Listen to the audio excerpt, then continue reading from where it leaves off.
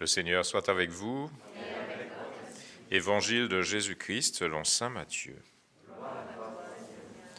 En ce temps-là, Jésus disait à ses disciples : Quand le Fils de l'homme viendra dans sa gloire et tous les anges avec lui, alors il siégera sur son trône de gloire.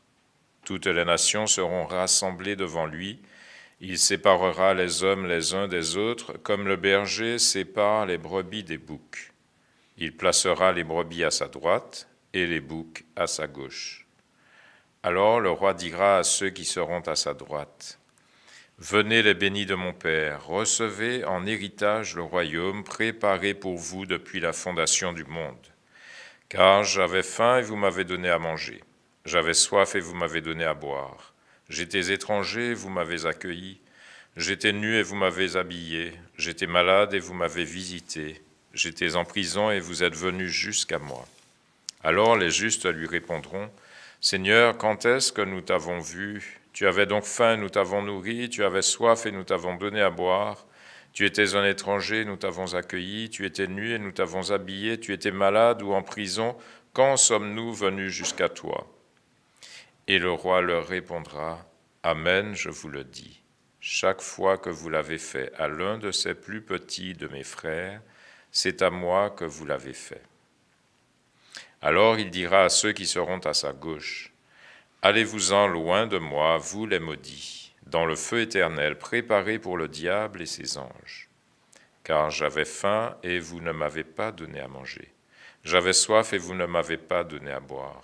J'étais un étranger et vous ne m'avez pas accueilli. J'étais nu et vous ne m'avez pas habillé. J'étais malade et en prison et vous ne m'avez pas visité. Alors ils répondront eux aussi : Seigneur, quand avons-nous vu avoir faim, avoir soif, être nus, étrangers, malades ou en prison sans nous mettre à ton service ?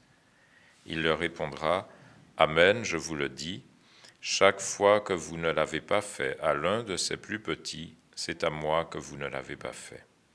Et ils s'en iront, ceux-ci au châtiment éternel, et les justes à la vie éternelle. Acclamons la parole de Dieu.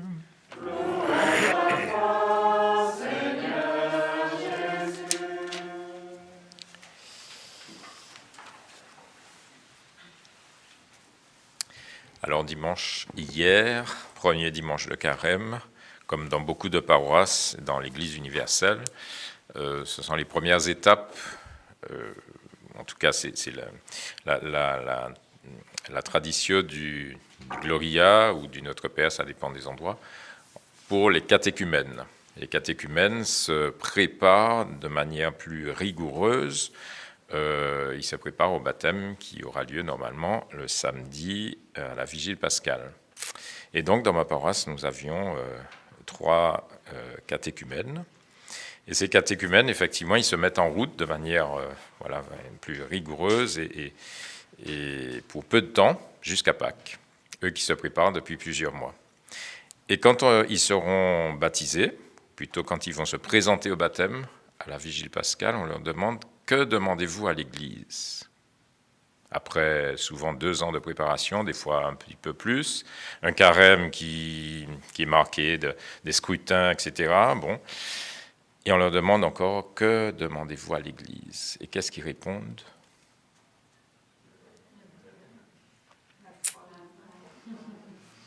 Ils ne répondent pas le baptême. Ils disent la foi.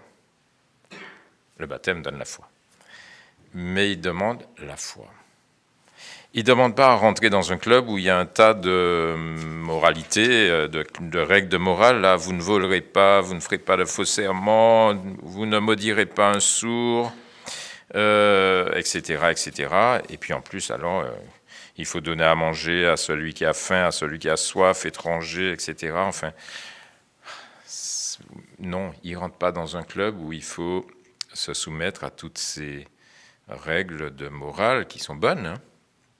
Ils demandent la foi. Comme Perpétue et Félicité, Perpétue était catéchumène. Nous faisons mémoire de Perpétue et Félicité aujourd'hui. Elle était catéchumène, enceinte, et Félicité aussi.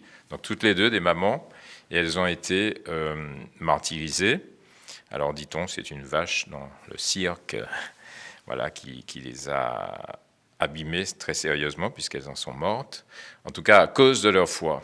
Eh bien, catéchumènes, elles n'ont pas dit, mais j'ai tout fait, j'ai donné à manger, j'ai donné à boire, j'ai pas volé, j'ai pas... Non, elles ont d'abord dit, certainement, j'aime Dieu et je crois en lui. Alors pourquoi est-ce que des adultes, des enfants demandent le baptême? Pour avoir la foi, d'accord. Et qu'est-ce que la foi peut leur amener, peut nous amener? Et la foi n'interdit pas toutes ces règles de morale, hein. Eh bien, la réponse, elle est dans la lecture de samedi. Pour ceux qui étaient à la messe samedi ou qui ont lu les lectures de samedi, je vous reprends la première lecture. Ainsi parle le Seigneur. Si tu fais disparaître de chez toi, etc., et il reprend encore, voilà, tout ce qu'on doit faire, qu'on ne doit pas faire. Et ensuite, il dit, si on fait tout cela, si on suit les règles de morale, si on suit les commandements, si on donne à manger, à boire à celui qui a faim, soif, etc., alors, le Seigneur sera toujours ton guide. Alors, en plein désert, il comblera tes désirs. Alors, tu seras un jardin bien irrigué. Alors, tu rebâtiras les ruines anciennes. Alors, tu trouveras tes délices dans le Seigneur. Alors, je te donnerai pour vivre l'héritage de Jacob, ton père. Extraordinaire. Extraordinaire. Demander le baptême, accueillir la foi, suivre les commandements de Dieu, c'est pas juste pour de la morale et être bien. Avoir, comment des parents demandant le baptême me répondent, c'est pour qu'ils aient... comment il dit ça encore? Enfin, qu'ils aient une bonne morale, voilà. Qu'ils reçoivent une morale chrétienne. C'est plus que ça. C'est d'être un jardin irrigué par l'amour de Dieu. C'est d'être des enfants de Dieu et avoir la vie éternelle. Alors, réjouissons-nous. Suivre le Seigneur, c'est pas toujours facile, mais c'est le chemin de la vie. Et donc, réjouissons-nous et demandons au Seigneur cette grâce de pouvoir être véritablement ses enfants et les lumières dans le monde. Amen.